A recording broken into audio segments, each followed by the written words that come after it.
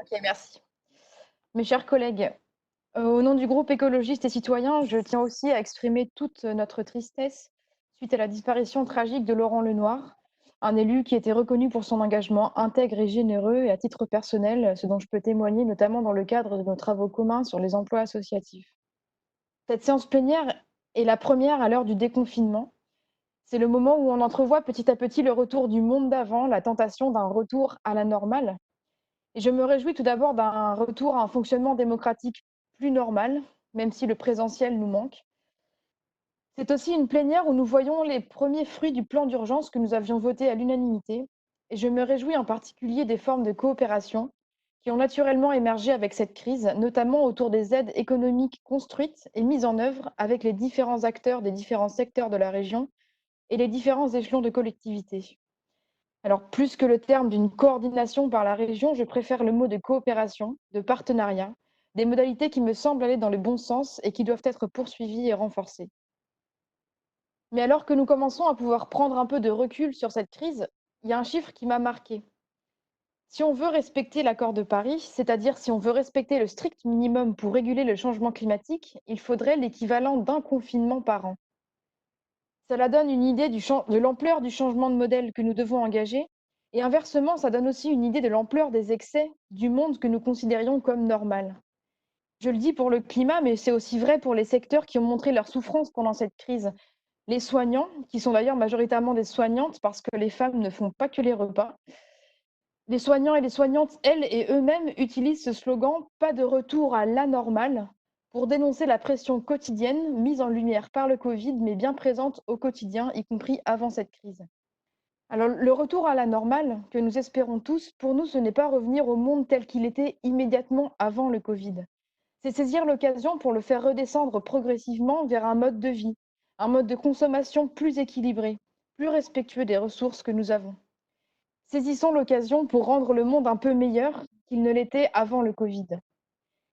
Alors, il est évident que nous ne voulons pas subir continuellement une crise qui impose un tel bouleversement de nos vies. Mais il est tout aussi évident que le système, en l'état actuel, il n'est pas durable et que nous ne pouvons pas le changer qu'à la marge.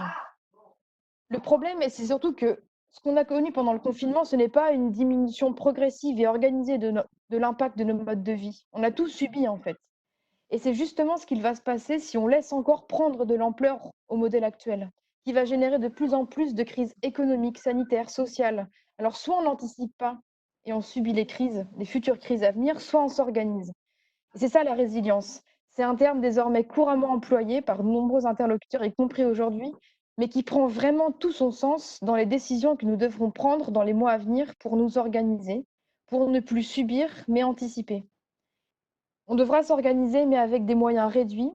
Les régions, de par les aides exceptionnelles qu'elles ont su mobiliser, mais aussi par la perte de recettes engendrée par la situation, vont, comme toutes les Françaises et tous les Français, comme toutes les collectivités, devoir affronter un important problème budgétaire, en plus de devoir encore contribuer à amortir la crise économique et sociale qui ne manquera pas de se prolonger. Alors nous l'entrevoyons, nous la connaissons déjà, une situation très contrainte qui impliquera encore plus qu'avant de faire des choix et de retrouver le sens des priorités. Alors aidons les habitants et les habitantes de notre région à revenir à ce qui est vraiment normal et ce qui compte vraiment dans nos vies. Aider chacun et chacune à avoir un emploi sous une forme la plus sécurisante possible. Et la crise a montré par exemple combien l'ubérisation de l'emploi pouvait avoir des conséquences dramatiques sur des foyers qui ont perdu un ou deux emplois dans les derniers mois. Revenir à la normale, la vie que nous aimons, c'est aussi retrouver le plaisir des vacances, d'une éducation au plein air pour nos enfants, et découvrir ou redécouvrir notre région. Notre plan tourisme apporte des réponses immédiates qui sont autant de pistes pour des solutions plus durables. Et continuons, accélérons ce qui va dans le bon sens. Nous votons le plan régional pour l'efficacité énergétique, qui est un travail porté de très longue haleine par Françoise Coutan et ses équipes, un travail qui tombe à point nommé. Parce qu'investir dans l'efficacité énergétique des bâtiments, coordonner nos efforts en la matière, c'est à la fois soutenir la relance économique auprès de nos artisans, auprès des filières de la région, mais aussi construire concrètement un monde plus écologique et plus juste pour les plus précaires. Pour finir, je citerai notre groupe qui a récemment publié une tribune pour la résilience de la Nouvelle-Aquitaine. La période est historique et l'opportunité rare de réinventer les soutiens de la région avec des conditions permettant d'appliquer sans tergiverser les principes de Néoterra pour un plan de relance durable et soutenable. Merci.